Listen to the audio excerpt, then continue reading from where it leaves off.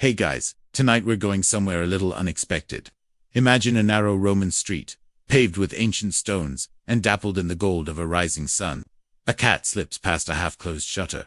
Somewhere nearby, a fountain burbles, but behind one quiet wooden door, tucked away in the back streets of Pompeii, lies a world that rarely made it into history books. The loop, a brothel, but not the kind you might imagine. You step inside, and the air is still.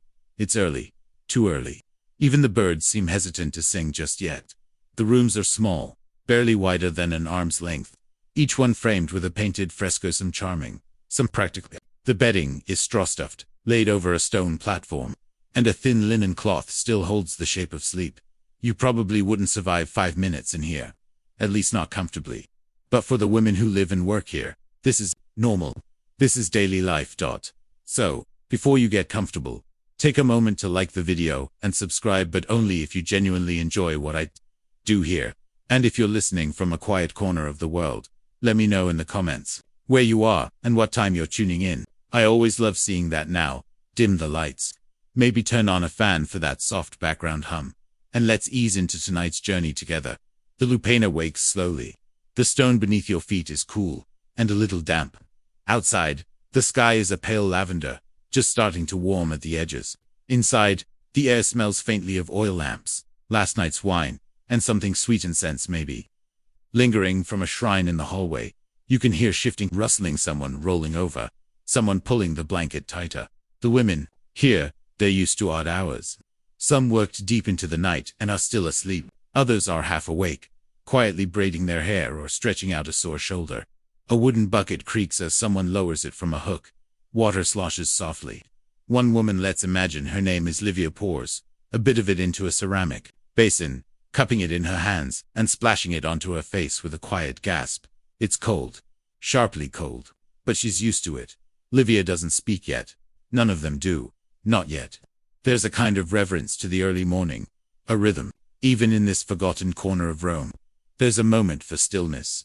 You can picture her brushing out her hair with a simple wooden comb, its teeth worn smooth with years of use. She dips her fingers in a bit of oil, probably olive, mixed with a pinch of crushed herbs, and works it through her ends. Not out of vanity, but necessity. The dust settles on everything here. From a tiny shelf, she lifts a narrow strip of red cloth and wraps it around her head, tying it with a practiced flick. It's not flashy, just enough to show she's ready. Down the hall, another woman sneezes. Someone chuckles under their breath, and slowly, the Lupaina exhales. You hear a door creak open just a little, and the scent of the outside world drifts in. Wood smoke, bread baking, faint manure, and wet stone. The city is waking up too. One of the women's the youngest, maybe 16, carries a jug out to the alley to collect fresh water. Her bare feet slap gently on the stones, and she hums under her breath. It's a tune from the countryside. Something simple, something her mother probably sang. Inside, Livia sits on the edge of her platform bed, pulling on a loose tunic. It's been patched at the hem, stitched with a clumsy hand, but it does the job. She reaches under her makeshift mattress and pulls out a tiny charmer bronze phallus on a leather cord, a token against the evil eye. She kisses it once and tucks it beneath her collar. Someone lights an oil lamp, even though daylight is creeping in. The flickering glow throws soft shadows across the faded walls. Painted scenes, mythical, sensual, sometimes absurd, flicker to life again for a moment. A winged cupid pouring wine. A dancing satyr with an impossibly large ahem wine jug. You know, Roman priorities. The women stretch, quietly, like cats in sunlight. Some share looks. No one talks about dreams. They've all had them. Some lovely, some strange, some too real to explain. But none of that matters now. A dog barks outside, 2 short yelps, and then trots off. In another life, maybe someone here owned a dog, or a garden, or a room with real doors. But this is today. And today begins, like most do, with the quiet ritual of waking. The slow recognition that your body is your tool, your temple, and your tether to this world. So you treat it gently. You start the day not with a rush, but with breath. And in the Lupaina the day begins, not with loud voices, not with bustling footsteps, but with soft water, soft hands, and softer silence. Now that the Lupaina is awake, the rhythm of the day unfolds not dramatically, not suddenly, but slowly, like the way wax melts in the sun. This is not a place of frenzy, not in the daylight. Most clients came at night, when shadows disguised things better. Daylight is reserved for recovery, for routine. Livia walks slowly across the hallway in her sandals, the soles worn thin. She's heading toward the back garden, if you can call it that. Really, it's more of a narrow courtyard, just a bit of space between buildings where ivy tries to survive on crumbling stone. There, a few herbs grow in pots: mint, rue, maybe some marjoram. A small fig tree leans out over the edge of a wall, unbothered by the noise of the city. She checks the plants without thinking about it, waters one, pinches back a dried leaf. This is the closest thing she has to peace. She stays there a moment, breathing in the scent of sun-warmed leaves. From the upstairs rooms comes the soft knock of wooden soles on stone. One of the older women, maybe 30 if she's lucky, is gathering linens. Beds must be remade, the stone platforms swept. Even in a place like this, there is order. The women keep it themselves. No one tells them to do it. They just do. Because dignity matters, even when it's quiet, even when it's ignored. Breakfast is modest. Leftover bread, maybe a bit of fruit if someone brought it in. A cracked amphora holds water that's gone slightly warm. They share, not out of generosity, but necessity. Now and then, a visitor might come, not a client, just someone from the neighborhood. A washerwoman dropping off folded linens, a baker's boy bringing die-old loaves, a midwife checking in on someone who's been coughing more than usual. The women greet them casually, not with shame, not with flair, just people, doing what people do. There's no illusion here, no drama, just life. As the sun rises higher, the heat begins to pool in the corners. The shade retreats, the walls of the Lupaina are thick, and the rooms stay cool a while longer, but the air gets heavy. The women sit in doorways, fanning themselves with pieces of woven palm. Some talk, now, not much, but enough. But enough. What do they talk about? Not clients usually, not in the daytime. They talk about things like market prices, gossip from the forum, who's been appointed to what post. One of them used to live near the Senate. She likes to pretend she still knows things. Sometimes, a young woman asks another to rebraid her hair, and while the fingers work careful, gentle, unhurried, they murmur about dreams again. Not the ones from last night, the real ones, the ones with houses near the sea, or a small field, or just silence. There's laughter too, not loud, not forced, just honest laughter, because someone said something stupid, or because a fig was too sour, or because it's too hot to do anything else. And sometimes, the laughter fades into stillness again, because the day is long, and the walls don't echo well. By mid-afternoon, most of them are half-napping. The city outside is loud now, vendors calling, carts rattling over cobblestones, the occasional clatter of pottery breaking somewhere nearby. But inside the Lupaina, the noise is softer, filtered. Someone strums a small lyre upstairs. It's not skilled playing, but it doesn't need to be. It's enough that someone is playing at all. In one room, a woman sits writing in the dust on the floor with the end of a stick. She's practicing letters, just the basics: her name, maybe a short prayer. She learned a few from a former client who paid with lessons instead of coin. She never told the others, but she's been keeping notes in her mind. Someone lights incense in the hallway. It smells faintly of myrrh and something else, maybe cinnamon. The scent curls through the warm air and makes the rooms feel briefly like a temple. And that's how the day passes. Not glamorous, not scandalous, just ordinary moments, stacked, one after the other, until they become something quietly beautiful. Something most people would never imagine when they hear the word prostitute in a Roman context. But here, within these faded walls and flickering shadows, there are women living full lives, moment by moment, not for anyone's gaze, not for drama or stories, but because living is what people do even here, even quietly, even in the stillness between footsteps and coin. As the golden Roman sun begins to lower, the light slipping through slatted windows grows soft and honey-colored. It creeps along the stone floors and up the cracked walls, catching the edges of frescoes that have faded with time and candle smoke. The heat of the day finally begins to loosen its grip, and a subtle shift occurs inside the Lupanar. Evening in this world doesn't arrive with ceremony. It seeps in slow and warm and familiar. One of the women takes a damp cloth and wipes down the basin. Another folds linens again, a little slower now, smoothing the corners like she's tucking in a child. There's no rush, just rhythm, just routine. Downstairs, Livia has lit a second lamp. Its wick flickers softly in the growing dusk, casting a golden halo against the wall. She checks her hair, not in a mirror, there isn't one, but by feel. Fingers run along the braid, tucking a stray piece behind her ear.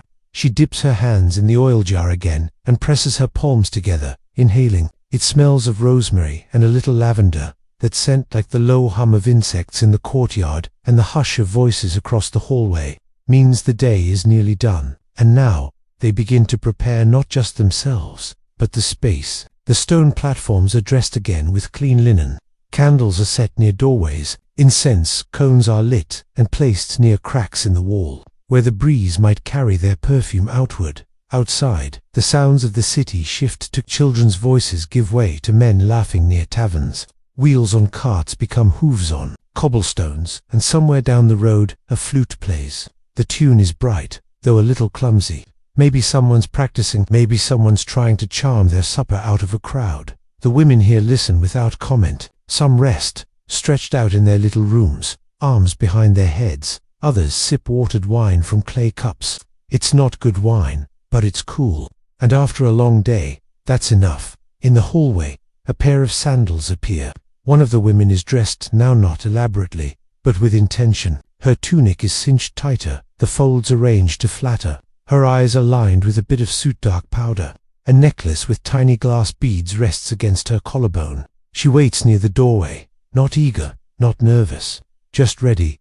Evening is when the work resumes. Clients will arrive in ones and twos, some with coin, some with favors. A merchant hoping to escape the noise of home, a soldier with a fresh coin from a paymaster, a young man pretending not to be nervous. They'll knock softly, or sometimes not at all. The women don't rush to greet them. There is no mad dash, no seduction, just ...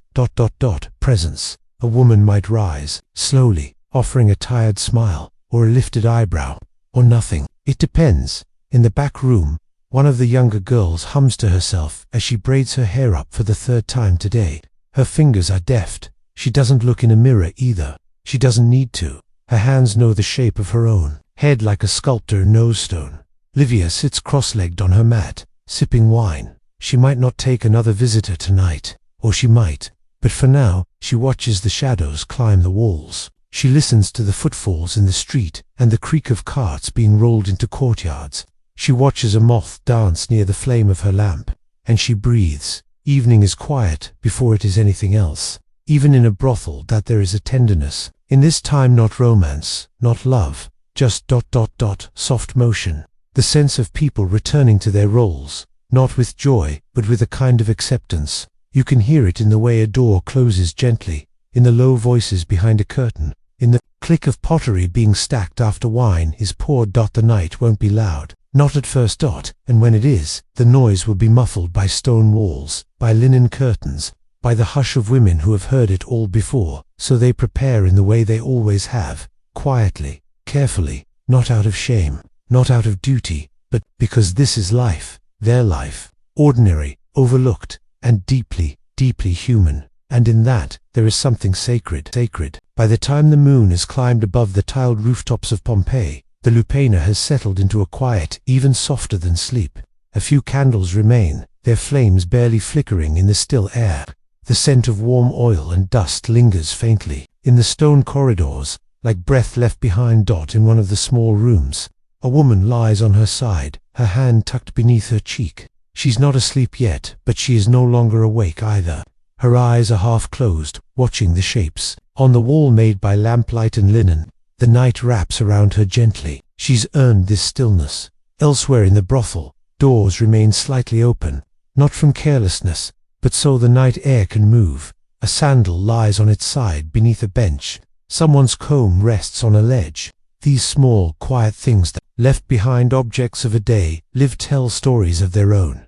You might imagine that a brothel never really sleeps, but it does, just not all at once. Sleep comes in waves. One woman slips into it with her braid still half done, another with a hand draped over her stomach, a soft rhythm of breath rising and falling. Someone snores gently in the corner room. No one wakes her. There's no need. Even the city beyond has quieted. The clatter and laughter of taverns has faded. The streets are mostly empty now. save for the occasional dog trotting past, nose low to the cobblestones. Somewhere, a cat yowls, but it doesn't. Last dot, and inside these walls, history holds its breath. We often imagine these women as names in ledgers, as carvings in stone, as subjects of gossip or disdain. But in this hour, this gentle, sacred hour, they are just women, asleep on linen sheets, their feet sore, their hair loosed, their minds wandering through dreams we'll never know. Maybe one of them dreams of walking through a field outside the city walls, where the air smells like figs and soil. Maybe another dreams of the sea, where her father once fished. Maybe one dreams of nothing at all, just darkness, welcome and deep. And perhaps Livia, tucked beneath a woven blanket in the center room, dreams of a marketplace, loud and sun-warmed, where no one stares, and she is just ... there, browsing honeyed dates, laughing at something unimportant, alive in a way that isn't observed. These stories, these lives, are mostly forgotten.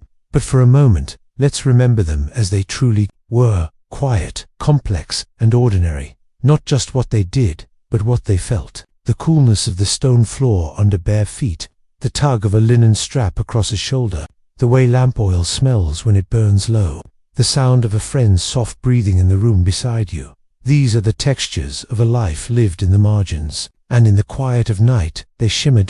So tonight, let them rest. Let the brothel go still. Let the past be tender. Let your own eyes close, your own thoughts drift like incense. Let sleep come gently, just as it came to them, one soft breath at a time. You're not alone in the quiet. You're joined by thousands across time, across stone walls, across dreams. Good night, listener. Sleep well.